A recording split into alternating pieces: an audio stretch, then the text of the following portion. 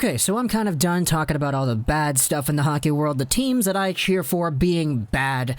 Yeah, it's not fun being a Canucks fan in these times, but let's go over what was one of the hotter topics over the past few weeks, because this is indeed an ever-evolving, ever-changing kind of thing. It doesn't just stick into one place.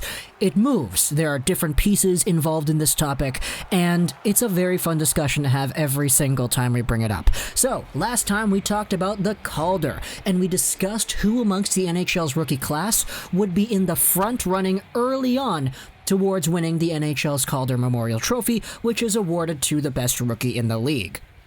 Now, last time we spoke about the Calder, we mostly noted how there was one guy who pretty much had this trophy to lose.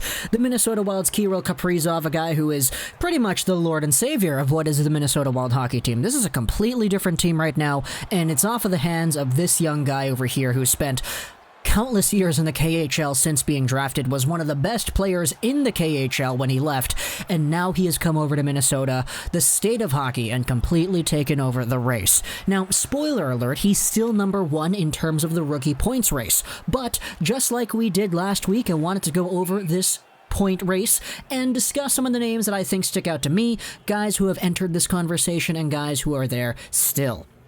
So, before we get into that, I will say, just first and foremost, yes, all the stuff we talked about in the previous video, I still stand by it. The Calder is pretty much a scoring race, unless you're a goaltender, wherein your wins and your save percentage and your goals against average count, but Binnington was pretty much the only standout that we had recently. We could say Steve Mason for sure, but that was a while ago. But aside from that, the points race is usually what determines what people will say is the Calder winner, and if you have a higher points per game, that usually works in your favor. Plus, if you're a defenseman and you're actually able to keep up with the guys who are up there in terms of the points, then you have an even better chance, which is what we have this time around. Because if you go over to the NHL's current rookie scoring race, Kirill Kaprizov is indeed first with 9 points in 11 games played, 3 goals, 6 assists. We have already noted how good this guy has been. But if you take a look at who actually has the highest points per game amongst the rookie class, especially at the top of the list here, it's the second guy in points. It's Ty Smith of the New Jersey Devils. Now, I will say Ty Smith and his .89 points per game is first on this list for a long while until you get to number 22 in points. It's actually tied for 17th. It's like a 10-player tie, something like that. It's Yoel Kiviranta, who has 2 points in 1 game played. He has the highest points per game on this list, but it's because he only has 1 game played. As for the guys who are up here in the points, it is Ty Smith. 9 games played, 8 points, 2 goals, 6 assists, and a +4. Now, Ty Smith is a guy whom we did highlight in the previous video, that's true, but I wanted to go into a little bit more detail because Smith has always been a guy who has intrigued me so. He's a Saskatchewan guy, born in the year 2000, so he's my age. He's 5'11", 179 pounds, a left-handed defenseman who was drafted 17th overall at the 2018 NHL Draft. Now, Ty Smith, to me, I actually had him going in my top 10, I think. Something like that. If you watch the mock draft video we made back for the 2018 draft, I believe I had Ty Smith going to Edmonton 10th overall. Now, in real life, the Oilers selected Evan Bouchard 10th overall, but regardless, that was kind of the profile that I saw in Ty Smith all those years ago. He was over a point per game as a defenseman for the Spokane Chiefs that year, and he just kind of got better as the years went on, serving as the captain even though the team got worse. Eventually, though, after some time developing in the WHL, he made the transition very smoothly over onto the New Jersey Devils system, where in his first year he is currently at the numbers that he is at. The Devils are a young team. They're led by some of these guys up front, like Jack Hughes, like Ty Smith, like Mike McLeod, Nate Bastian, Pavel Zacha. You have these guys contributing to the points race, and these are all guys you've seen previously get drafted in high spots in the previous entry drafts. I love the Michael McLeod-Nate Bastian connection because these guys, alongside of Alexander Nylander, were the top line for the Mississauga Steelheads a few years ago in the OHL. I loved seeing that connection there, and I was a very big fan when the Devils drafted McLeod and Bastian in the same draft. Pavel Zacha is a guy who is kind of seen as the odd man out at the top of that 2015 NHL entry draft. You know who's at the top of that draft. It's McDavid, it's Eichel, it's Marner, it's Hanifin, it's Provorov, Werenski, Timo Meier, and then you have Mikko Rantanen, and Pavel Zacha was the guy in the top 10 who was not really up to that standard. However, Pavel Zacha has started to come over here and started contributing points, so that's very good to see. Jack Hughes, of course, being one of the top guys, you love to see that as well. But Ty Smith is the guy who ties it all together over here on the blue line as a guy who is just under a point per game. And I will say this, if he is able to keep up the same points per game as he is right now, and he finishes off the season just in the same ballpark as Kaprizov in terms of the overall points, I would not be surprised if Ty Smith went out there and took that Calder Trophy away. Because the Calder, in my opinion, is mostly a points race, and I'm going to stand by that. That's usually how it goes. Unless Kirill Kaprizov eventually, leads the league in scoring or whatever.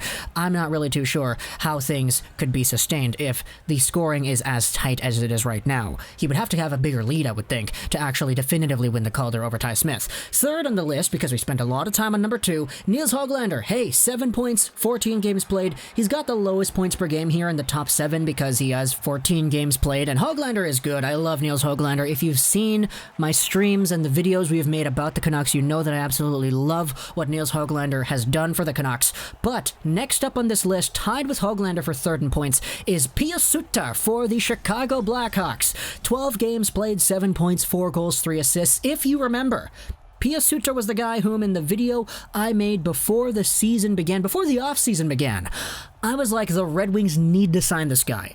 This was a guy who, at the time, playing in the Swiss League as one of the top players in that league, was a former line mate of Tyler Bertuzzi and Robbie Fabry. And he was looking for NHL interest, and he was looking to come over to North America to make the NHL.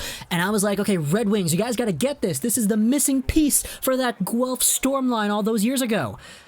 He didn't go to Detroit. He went to Chicago the very next day, but he is over here actually doing a very good amount of damage for the Chicago Blackhawks. Now, the Blackhawks weren't really supposed to be all that great, but I'll say right now they are in the smack dab middle of that Central Division, which is honestly kind of better than I thought they would be. A lot of that does have to do with the games played, but regardless, Pius Suter was a guy that I was a very big fan of before coming over into the NHL. He is still up here as one of the top scoring rookies, and maybe an underdog to make the Calder Trophy if he is able to continue things up. We saw a very underrated and somewhat unexpected Dominik Kubalik make the Calder voting last year, so Pius Suter might be in the realm to follow suit. Next up, it's the guys with 6 points, the highest points per game here, the third overall pick of the draft. It's Tim Stutzle for the Ottawa Senators, and man, oh man, has he really increased his overall production. 8 games played, 4 goals, 2 assists for 6 total points. He's a -6, but come on, it's Ottawa. The previous game saw him get 2 goals and an assist against the Montreal Canadiens, the best team in Canada in my opinion, and Stutzle was a very big part as to why the Habs actually lost. Stutzle has been finding his game slowly over the course of these 8 games. He has really shown off that dynamism that we saw in the DEL last year. And obviously, if he was able to really project himself over 82 games, learn the ropes of the NHL, be a part of this system, and grow over the span of what would be 7 months, I think by the end of what would have been the 2020-2021 season, we would have been able to see a beast out of Tim Stutzle. This guy is an absolute maniac out there, scoring some pretty nice golf-looking goals, long wrist shots all the way from the far circle on Carey Price. Stutzle's a dynamic player, and he's up here in points for a reason. Ottawa doesn't have too many things to cheer about, but Tim Stutzle is definitely one of them. And immediately after in that points race, it's Josh Norris. We spoke about Norris already. He is the guy acquired in the San Jose Erik Karlsson trade. I was always a big fan of Norris, the Rookie of the Year last year in the AHL. He is carried over into the NHL with 6 points in 11 games played. The points per game is better for Stutzle's favor there than Norris, but at the same time, there indeed are some very good things to cheer about. And then rounding things off at the 6-point mark, another Chicago Blackhawk. It's Philipp Kurashev. Remember this guy? Yeah, he was so good at the World Juniors all those years ago. And after making the Blackhawks, he's had a similar impact to that Pius Suter, to that Dominik Kubalik-like performance. And he's also Swiss, too. All these Swiss guys coming over here doing their thing for the Chicago Blackhawks. It's very cool. He's currently at a 6-point pace in 11 games played. He's got the same points per game as Josh Norris, but the points per game does kind of round itself out to Pius Suter, who has 1 more point in 1 more game played.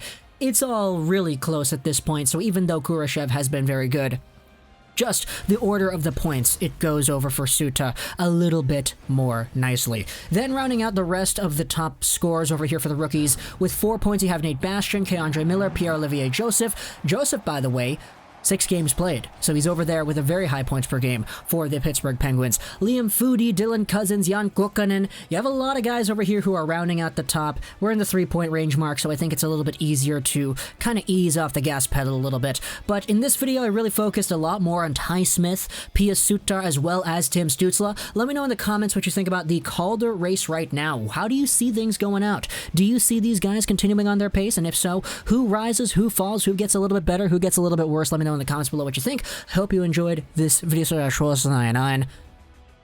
And bye.